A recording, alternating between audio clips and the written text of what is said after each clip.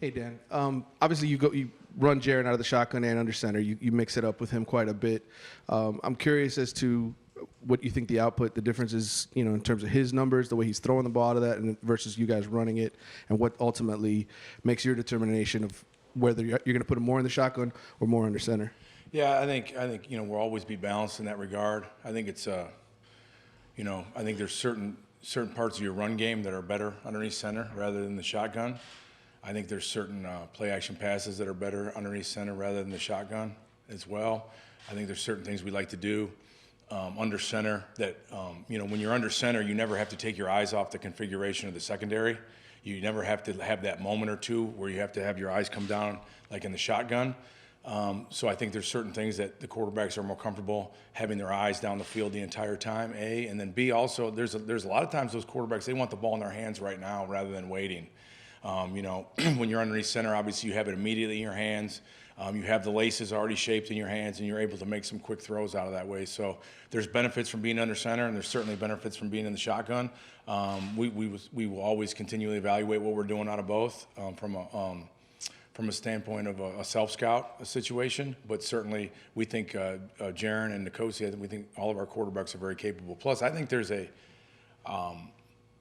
timing mechanism that gets lost in the shotgun that is good underneath center. I think all young quarterbacks should have to learn how to play underneath center. I think it develops timing and rhythm. It teaches you about drops, starts of drops, end of drops, how to get out of your transition from the back part of your drop and start to push forward in the pocket. So certainly I think there's benefits of both, and we'll continue to evaluate both and do both, but I do think Jaron's doing a nice job with both in both categories.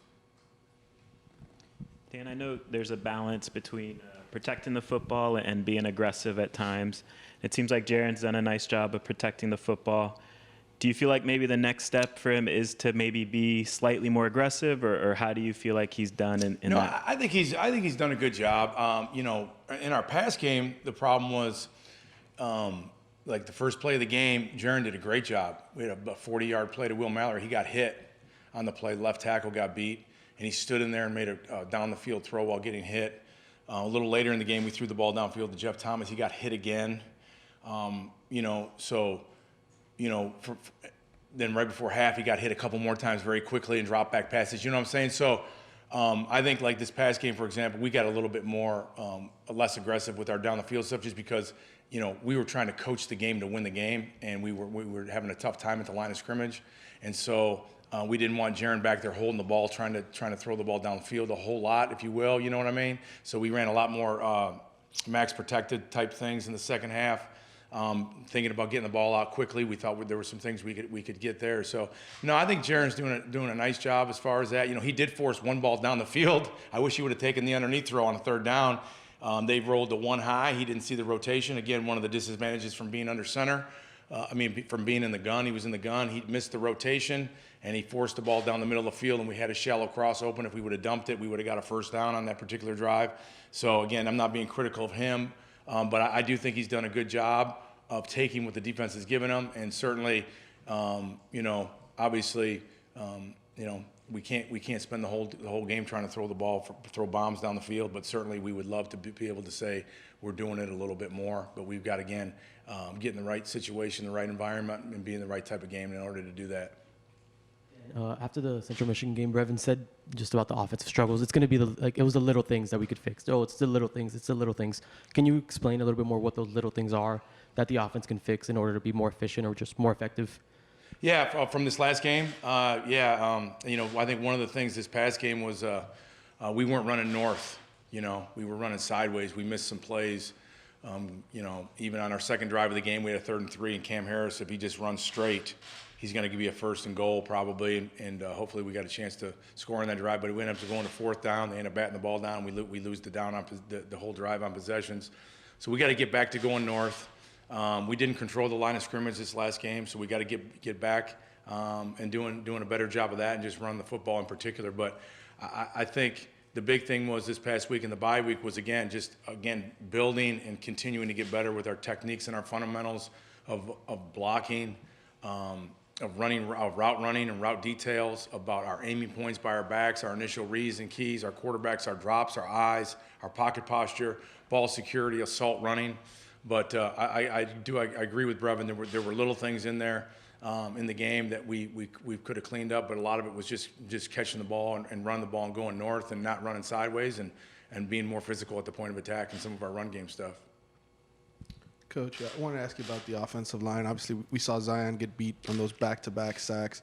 What in particular does he maybe need to work on with pass rushers? I know he's obviously going against more experienced guys. That's hard. But what does he need to do? And I guess have you guys experimented with anybody else at left tackle? In terms of maybe getting somebody out there to help. Yeah, we did. We moved the guys all around last week. We had a lot of different combinations that we tried. Zion's doing a nice job. Being a left tackle and being 18, man, it's hard. You know what I mean? And a lot of places he might be on the scout team right now. Just getting big and figuring out how to go to class and everything. But he's not here, so he's not in that situation. But we think he's going to be a really good player. We think he's improving daily, and he's going to continue to improve daily. We have a lot of confidence in Zion. The big thing is he's gotten beat off the ball. You know what I mean? And so we have to help him maybe with cadence and snap counts and things like that to help him. But certainly when he's been in trouble this year, it's because he's been laid off the ball. To be quite honest with you, and really that's been about it. His techniques and fundamentals are getting better. He's gonna, again, he's a good player. We have a lot of confidence in Zion, but we kind of moved a lot of guys here, there, and everywhere this week, but we're pretty much back to where we were, and we feel really good about the 5 moving forward. And we're just going to keep coaching them to play hard, play with great effort and toughness, and get better every week.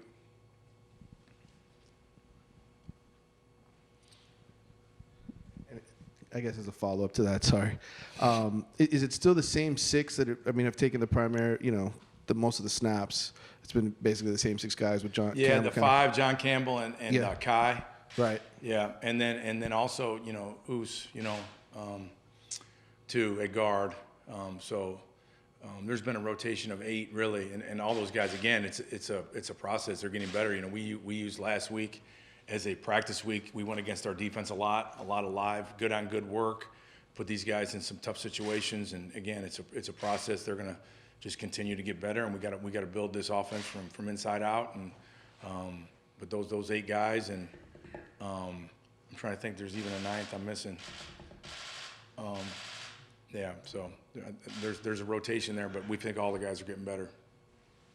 Dan, your 2 touchdown drives against Central Michigan were beginning of the game, then beginning of the second half. Obviously, I guess that's a little bit. You can come in with a little more preparation, particularly at the beginning of the game. Do you feel like that's just kind of going to be natural for a team that's young and a quarterback that's young, where you can really kind of like map out an entire first drive of the game that your offense should be able to kind of. Well, against Bethune, we went 3 and out. Yeah. So I wish I could have a definite answer for you. I think I don't. All games are different. We went down the field our first drive and scored. Our second drive, we went right down the field again, and again we had a 3rd down. We didn't run north. We slipped and tried to cut and missed on 4th down, and then. Then we kind of lost our edge a little bit. From a mental standpoint, I think, and you have to give Central Michigan credit. They came in here very determined. They had a chip on their shoulder. They were obviously very embarrassed from their game at Wisconsin. Their staff did a tremendous job of getting them together for the next week against Akron. They played outstanding against Akron. They had 7 sacks, I think, in that game, 7 or 8 sacks. And we knew going into the game this was going to be a challenge for our front, and that their front 7 played extremely hard, and they did a nice job rushing the passer. So. I don't have an answer for you other than the fact that we executed on those 2 drives better than we did any of the other drives. And then we had another drive. We ended up getting a holding call on 1st and goal. And, again, those things will kill you. Dan, what are some ways that you can get Jeff Thomas more involved? And is that ever a thing where you target a guy like, let's work on getting him more involved? Or do you just prioritize taking what the defense gives you? Yeah, well, we're trying. I mean, we threw him a go ball.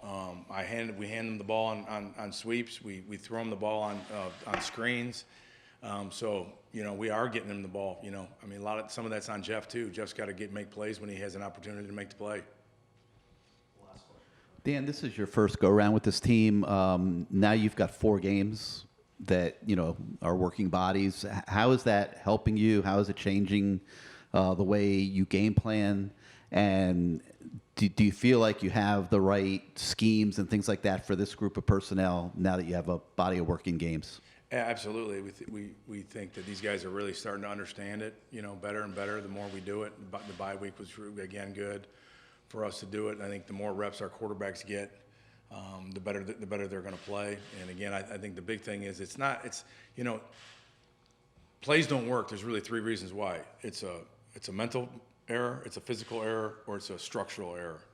And to be quite honest with you, whenever there's a structural error, I kind of stand up here and tell you guys that was a structural error, and we got to clean up really the mental and the physical side of things. And again, that's what happens in offensive football. You have 10 guys do what they're supposed to do, and one guy doesn't. The play's not going to be efficient. So again, it's an everyday coaching deal that we do. We're coaching them hard. We're getting them to play hard with great effort. That's the one thing that we need to make sure we do every play, every game, every rep, is that we play with tremendous effort and toughness, and then the plays and the schemes and all those things will take care of themselves. We just got to get guys to make routine plays right now. Back from last week that we didn't do in the couple games before that. When we were making routine plays, we were moving the ball much better. Thank you.